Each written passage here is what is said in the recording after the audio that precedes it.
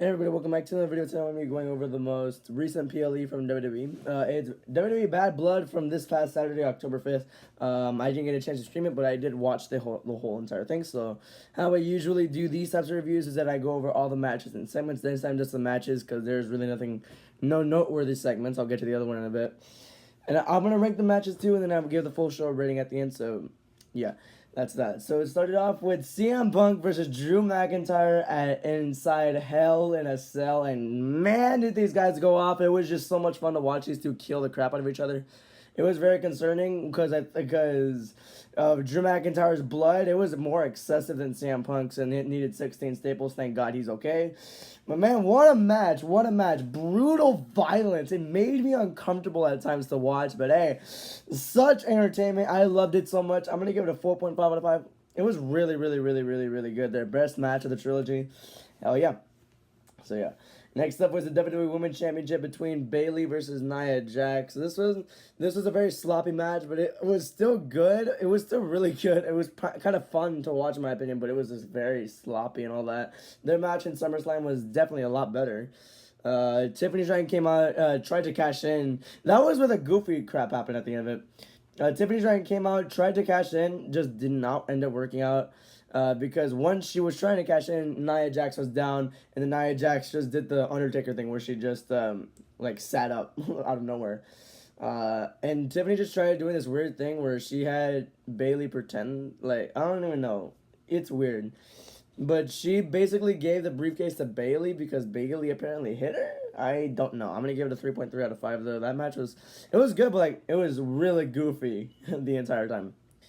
And the third match was Finn Balor versus Damian Priest. This was kind of a bad booking decision in my point of view. This was a good match. Technicality, it was really good, really fun to watch. Once the Judgment Day started getting involved, I expected Finn to walk away with the win. I predicted Damian, but once the Judgment Day started getting involved, I expected Finn to walk out with the win. Finn Balor hits Damian Priest with 3 coup de graces. Priest no-sells him. Gets him in a choke slam and wins the match.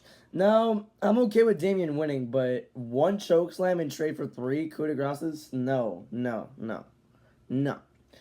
This really makes Finn Balor look really, really weak, and especially because he's World Heavyweight Champion material.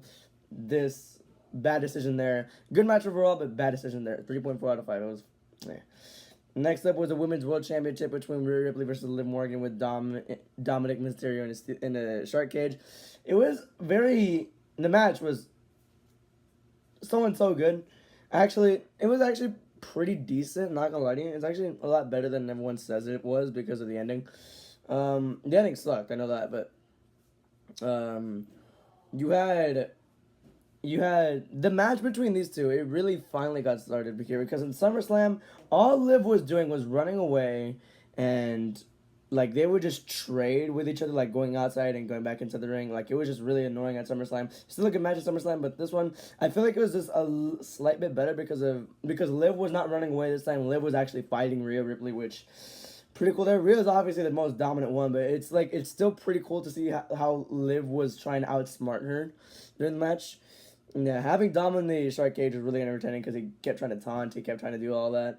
He almost fell out of the cage. He actually did fall out of the cage with his leg hanging.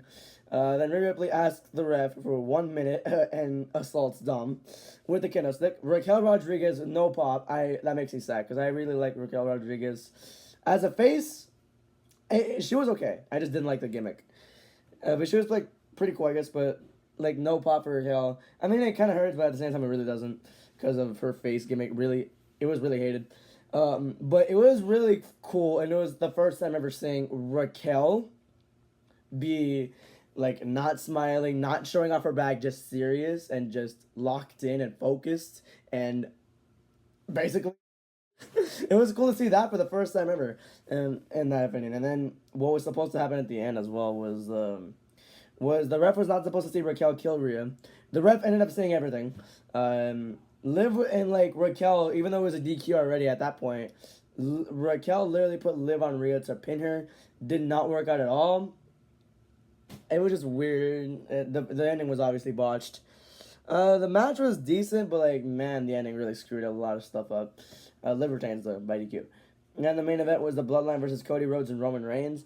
The entrances, first of all, were very screwy. Cody Rhodes' entrance was played by a band, which honestly pretty nice, but it was very weird too because you heard one side of him playing it. I think the other one were just syncing it. I don't know. You can barely hear it, and plus Cody's entrance was already messed up. They did the intro twice by accident. And the pyro was already, or the effects, or whatever they have for Cody's entrance is already going off, and they screwed everything up. Roman's entrance, it literally sounded the exact same. The orchestra was not needed. It was just there for show, I guess. Okay, let's get into the match. The match was literally a Bloodline style match, but it was not worked out really well until the end of it. First of all, the match was about like 25 minutes. The first 20 were very boring to watch. I was literally playing with my puppy Carly, and really it was just very slow, methodical. The last 5 minutes really picked up. It was not, the match didn't end up being as good, but that good really at all. But towards the end, it really picked up. Jimmy made his return, which was awesome. Roman Spirit solo and all that, and yeah, Roman seemed like a really cool babyface here. I don't know why. He was just adding in what the crowd was chanting the entire time, and yeah, the crowd just wanted him there. There was a moment in time where Cody was just the only guy tagged in for like at least 5-10 minutes, and then Roman tagged in, huge pop there. Jimmy returned at the end of it, and then yeah, that's that. Roman Spirit solo, game over. You think the whole thing's over, but no. First of all, the Tongans attack Cody Rhodes. Roman and Jimmy are just walking away, but Jimmy convinces Roman to go back, and that's the official face turn of Roman Reigns. And yeah, that's that. So once they finish executing the Bloodline, The Rock comes back, and I was screaming to the top of my lungs here. It was just one of the most underwhelming things ever, though. Not gonna lie to you, CM Punk versus Drew McIntyre could have main evented over this. Because literally all The Rock did, instead of going to the ring and confronting those two, or instead of going to the ring and doing something with them, he just literally just stared at them, did 1, 2, 3. I had 4. He did 1, 2, 3 and dipped. That's it. It's pretty cool to see The Rock back, but like, is this why this is really why they kept McIntyre and Punk out of the main event? Because of that. They could have done a lot more with that return, in my opinion. Yeah. I'm going to give the match a 2.8 out of 5. So let me rank all of them real quick. CM Punk and Drew McIntyre, obviously number 1. Number 2 is Finn versus Damien. Number 3 is the WWE Women's Championship. Number 4 is the Women's World Championship and the worst match of the night.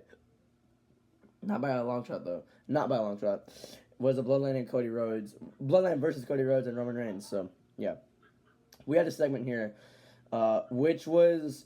I was really had to see it because I saw WrestleOps' tweet about there being a historic announcement tonight or whatever. And when we got there, I saw titles. I'm like, there's got to be a way that this is going to be a crowning of the first women's mid-card championships at Crown Jewel. So I'm like, hell yeah. And there's a belt under there. I'm like, hell yeah. Triple H unveils it. It's this crappy looking, huge ass belt, the Crown Jewel Championship. This Crown Jewel Championship, the top champions face each other. What are we doing here? This is not what we needed. So is exactly what Santi Zap said. We needed women's mid-card championships. It was time, and the Saudi Arabian shows were taking a step forward every single PLE. This takes it all the way back to 2018. Braun Strowman in that hideous-looking title after that Royal Rumble win. I don't know what this was. I don't know why this was made. Saudi Arabia might... I don't know. Either this is a really stupid decision by Triple H, or Saudi Arabia just wanted the money-grabbing things again. Which Saudi Arabia has a history of doing that. I'm not kidding. Saudi Arabia, I'm pretty sure that's the reason why Mansoor was undefeated there. Saudi Arabia, I'm pretty sure is the reason why Mustafa Ali... Actually, no, I don't think so. I think Saudi Arabia... Wait, what? Well, I don't even know. They literally wanted Taker, Kane versus DX. Saudi Arabia wanted Taker, Goldberg. And Vince McMahon adding on to it did not help at all. What are we doing here? We're not talking about Crown Jewel just yet. We're at Bad Blood, though. But this feels like such a step back. I don't know why. I had to take a whole segment out of the whole video just to, I don't know, to rant on that, I guess. Whatever.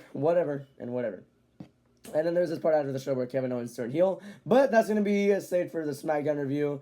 But obviously it was kind of bizarre to have that happen off of TV. But it might make sense. I mean... They were apparently talking... I didn't watch Raw, so they were apparently talking about it on this Monday's episode, so yeah, I don't know. I'm going to give the show a 3.7 out of 5. I liked it, but man, it could have done a much more. I expected the WWE... I expected Tiffany to cash it in. I expected Finn versus Damien to be a lot better. It was still a good match, but I expected more out of it.